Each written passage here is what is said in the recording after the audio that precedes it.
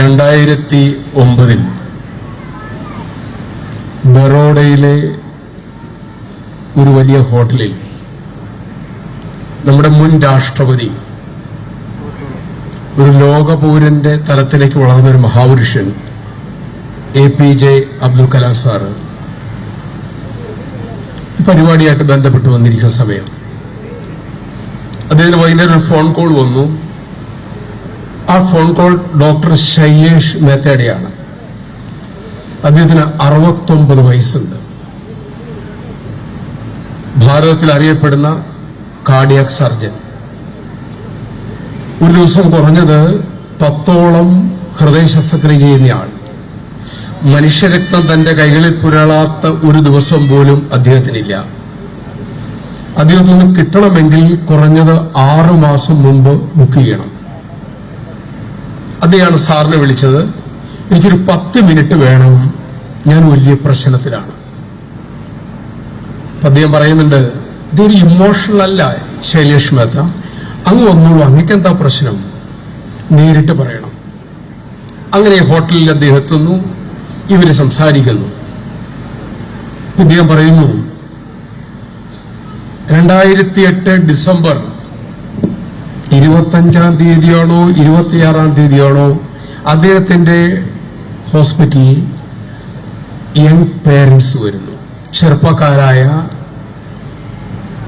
മാതാപിതാക്കൾ.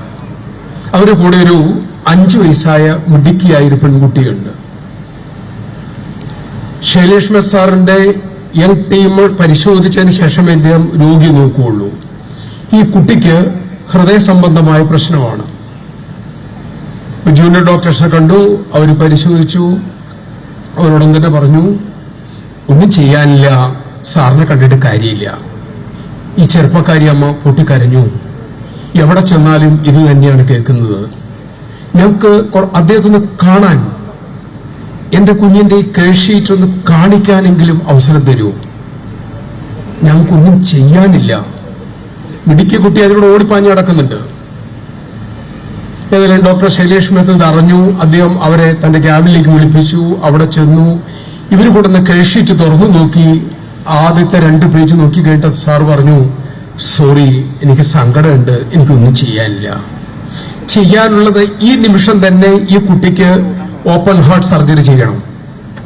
അങ്ങനെ ചെയ്താൽ 70% ഈ കുട്ടി രക്ഷപ്പെടാൻ സാധ്യതയില്ല, 30% പ്രതീക്ഷയുള്ളൂ. ഈ കുട്ടി സർജിക്കൽ ടേബിളിൽ നിന്നും ജീവനോടെ കൊണ്ടുവരാൻ സാധ്യമല്ല. സർജറി ചെയ്തില്ല എങ്കിൽ 3 മാസത്തിനകം കുട്ടി മരിക്കും. നിങ്ങൾ ആലോചിക്കൂ, എന്ത് ചെയ്യണം? പൊക്കോളെന്നാണ് അദ്ദേഹം കരുതിയത്. ഈ ചെറുപ്പക്കാരായ മാതാപിതാക്കൾ ആലോചിച്ചിട്ട് പറഞ്ഞു, സർ, അങ്ങ് സർജറി ചെയ്യണം. സാറാകെ ഞെട്ടിപ്പോയി. എങ്ങനെയാ? എനിക്കൊരു ഉറപ്പുമില്ല, അങ്ങ് കൈവിടരുത്. അങ്ങനെ ഈ അമ്മയുടെയും അച്ഛന്റെയും കണ്ണീര് കണ്ട് സർജറി ചെയ്യാൻ തീരുമാനിച്ചു. ഒരാഴ്ച മുമ്പ് എന്റെ പ്രിപ്പറേഷൻ വേണ്ടി കുട്ടിയെ അഡ്മിറ്റ് ചെയ്തു. വൈകുന്നേരം റൗണ്ട്സിന് ചെല്ലുമ്പോൾ ഈ അമ്മ, ചെറുപ്പക്കാരിയായ അമ്മ, തന്റെ മോളോട് പ്രാർത്ഥിപ്പിക്കുന്നതും നല്ല കാര്യങ്ങൾ പറഞ്ഞു കൊടുക്കുന്നതും ഈശ്വര കാര്യങ്ങൾ കുട്ടിയെ കൊണ്ട് പറയിപ്പിക്കുന്നതും ഡോക്ടർ ശ്രദ്ധിക്കുന്നുണ്ട്. ഓപ്പറേഷൻ ദിവസമായി. തിയേറ്ററിൽ കുട്ടി കൊണ്ടുവന്നു, പച്ച ഉടുപ്പൊക്കെ ഇടിപ്പിച്ചു, ഇവിടെ സർജിക്കൽ ടേബിളിൽ കിടത്തി. ഈ സമയം കുട്ടിയോട് സാറ് ചോദിച്ചു, കുട്ടിയെ കാണുമ്പോൾ സാറിന് വിഷമമുണ്ട്, നമുക്ക് എന്തെങ്കിലും അങ്കിളിനോട് പറയാനുണ്ടോ എന്ന് ചോദിച്ചു. ഉണ്ട്, എനിക്കൊരു ഡൗട്ട് ഉണ്ട്. എന്താണെന്ന് ചോദിച്ചു. എന്റെ ഓപ്പൺ ഹാർട്ട് സർജറി ആണോ എന്ന് ചോദിച്ചു. സാർ പറഞ്ഞു, അത് നീ പേടിക്കണ്ട, വേദനയൊന്നും അറിയില്ല, നീ പേടിക്കേ വേണ്ട. കുട്ടി പറഞ്ഞു, സാർ, എനിക്ക് പേടിയില്ല, എനിക്കൊരു സംശയമാണുള്ളത്. ഇത് ഓപ്പൺ, എന്റെ ഹൃദയം മുഴുവനായിട്ട് തുറക്കുമോ? ഡോക്ടർ വീണ്ടും പറഞ്ഞു, നീ പേടിക്കല്ലേ, ഞങ്ങൾ ചെറിയൊരു കുത്തിവയ്പ് തരും, നീ ഉറങ്ങിപ്പോവും, കുറച്ചു നേരം നീ കണ്ണു തുറക്കും, എല്ലാം ശരിയാവും. അങ്ങനെ എനിക്ക് പേടിയില്ല, എനിക്കൊരു സംശയമാണുള്ളത്. ഡോക്ടർക്കൊന്നും പറയാനില്ല. ശരി, നിന്റെ സംശയം ചോദിച്ചോളൂ.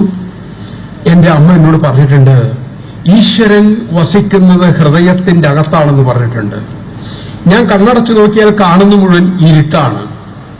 അങ്ങ് എന്റെ ഹൃദയം തുറക്കാൻ പോവുകയാണ്. അങ്ങനെ തുറക്കുമ്പോൾ അതിൻ്റെ അകത്തിരിക്കുന്ന ഈശ്വരനെ എന്റെ അന്വേഷണം അറിയിക്കണം. 1. 2, ഈശ്വരൻ എങ്ങനെയാണ് ഇരിക്കുന്നതെന്ന് അങ്ങ് ശ്രദ്ധിച്ചു നോക്കി എനിക്ക് പറഞ്ഞു തരണം. ഡോക്ടറെ കണ്ണു നിറഞ്ഞു, കുട്ടിക്ക് ഇഞ്ചക്ഷൻ കൊടുത്തു, അവൾ ഉറക്കത്തിലേക്ക് പോയി, ബോധം കിട്ടു, സർജറി ആരംഭിച്ചു. ആദ്യത്തെ 45 മിനിറ്റ് കഴിഞ്ഞു.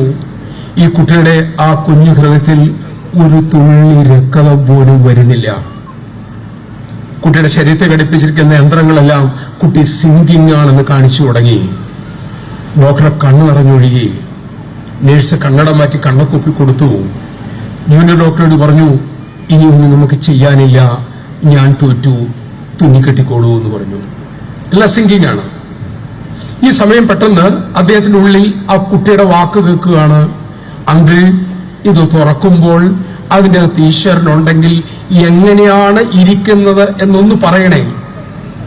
ഈ നിമിഷം സർജറി ടേബിളിന്റെ താഴെ കൈ ഇങ്ങനെ താഴെ കൂട്ടിപ്പിടിച്ച് അദ്ദേഹം മനസ്സാ പറയാണ്, ഈശ്വര അങ്ങുണ്ടോ എന്നെനിക്കറിയില്ല, ഞാൻ അന്വേഷിച്ചിട്ടില്ല, പക്ഷെ അങ്ങുണ്ട് എന്ന് ഈ കുഞ്ഞും അവളുടെ അമ്മയും ഉറച്ചു വിശ്വസിക്കുന്നു. ഞാൻ തോറ്റുപോയി. അങ്ങേക്ക് എന്തെങ്കിലും ചെയ്യാനുണ്ടെങ്കിൽ ഇപ്പോൾ ഈ നിമിഷത്തിൽ ചെയ്യാം, ഞങ്ങൾ തുന്നിക്കെട്ടാൻ പോവുകയാണ്. ഇത് പറഞ്ഞു തീരിലും ആ ചെറുപ്പക്കാരനായ doctor sir, blood is coming. ആദ്യത്തെ ഒരു തുള്ളി രക്തം അവളുടെ വാൽവ് തുറന്ന് ഹൃദയത്തിന്റെ അകത്തേക്ക് വീണു. സർജറി ടേബിൾ ആക്റ്റീവായി. നീണ്ടുനിന്ന 4.5 മണിക്കൂർ സർജറി. എല്ലാം ശരിയായി. കണ്ണുനീര് തുടച്ച് ഈ കഥ പറഞ്ഞിട്ട് ഡോക്ടർ ശൈലേഷ് മെത്ത പറഞ്ഞു, സർ ഞാൻ ഇന്ന് അവളെ കാണാൻ പോവുകയാണ്. അതിനുശേഷം യാത്രയായിരുന്നു. ഇന്ന് ഞാൻ അവളെ കാണും. ഇനി കുറഞ്ഞൊരു 60 വയസ്സ് പൂർണ്ണ ആരോഗ്യത്തോടെ ഈ കുഞ്ഞു ജീവിക്കും. അവൾക്ക് കുടുംബജീവിതം നയിക്കാം. പക്ഷെ എന്റെ പ്രോബ്ലം അതല്ല. അങ്ങേക്ക് എന്താണ് ഇനി പ്രോബ്ലം ഉള്ളത്? അബ്ദുൽ കലാം സാർ ചോദിച്ചു. അദ്ദേഹം പറഞ്ഞ വാക്കിതാണ്, ഞാൻ ഇന്ന് അവളെ കാണുമ്പോൾ ആ കുഞ്ഞെന്നോട് ചോദിക്കും, അങ്കിൾ ഈശ്വരനെ കണ്ടുവോ? ഈശ്വരൻ എങ്ങനെയാണ് ഇരിക്കുന്നത്? ഞാൻ എന്ത് ഉത്തരമാണ് ആ കുട്ടിയോട് പറയേണ്ടത്? പുഞ്ചിരിച്ചുകൊണ്ട്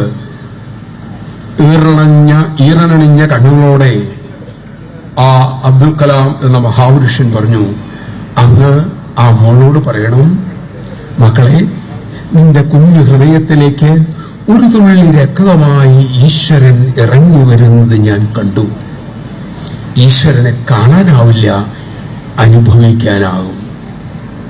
ഇത് പറഞ്ഞു കഴിഞ്ഞിട്ട് അബ്ദുൽ കലാം സാർ അന്ന് തന്റെ മുള്ളിലിരുന്ന ഇതുപോലെ ഇരിക്കുന്ന യങ് മദേഴ്സിനോടും യങ് ഫാദേഴ്സിനോടും പറഞ്ഞു, എന്നോടൊന്ന് ഡോക്ടർ ശൈലേഷ് മെത്ത ഒരു കാര്യം പറഞ്ഞു, I am now 69 years old. ഞാനിപ്പോൾ 69 വയസ്സായ ഒരാളാണ്. ഞാൻ ഇന്നൊരു കൾച്ചറുള്ള ആളാണ്. എന്നെ ആ കൾച്ചർ ഉണ്ടാക്കിയത് ആ 5 വയസ്സായ പെൺകുട്ടിയാണ്. ഈ കാര്യം പറഞ്ഞിട്ട് തന്റെ മുന്നിലിരിക്കുന്ന യുവാക്കളായ മാതാപിതാക്കളോട് അബ്ദുൽ കലാം സാർ എന്ന് പറഞ്ഞു, ആ 69 വയസ്സായ പ്രശസ്തനായ ഡോക്ടർ ശൈലേഷ് മെത്തയെ ഒരു കൾച്ചേർഡ് മാൻ ആക്കിയത് 5 വയസ്സായ കുട്ടിയാണ് എങ്കിൽ ആ കുട്ടിയെ അങ്ങനെ എത്തിച്ചത് അവളുടെ അമ്മയാണ്. നിങ്ങൾക്ക് ഓരോരുത്തർക്കും നമ്മുടെ കുഞ്ഞുങ്ങളിൽ അതിമഹത്തായ സംസ്കാരത്തിന്റെ വിത്ത് വിതയ്ക്കാനും വളർത്താനും പടർത്താനും സാധിക്കും. അതേ നിങ്ങൾക്ക് ചെയ്യാനുള്ളൂ. അത് ചെയ്തില്ല എങ്കിൽ, ഭീഷണി സ്വരമല്ല, കുറച്ച് പ്രായമായ അനുഭവത്തിൽ നിന്ന് പറയാണ്, കാലം നമ്മളോട് ചോദിക്കും, നിനക്ക് നല്ലൊരു കുഞ്ഞിനെ തന്നു, ആ കുഞ്ഞിന് നീ എങ്ങനെയാണ് സമൂഹത്തിന് തിരിച്ചു കൊടുത്തത് എന്ന് ചോദിക്കുമ്പോൾ ഉത്തരമില്ലാതെ തലയും താഴ്ത്തി നമ്മൾക്ക് നിൽക്കാൻ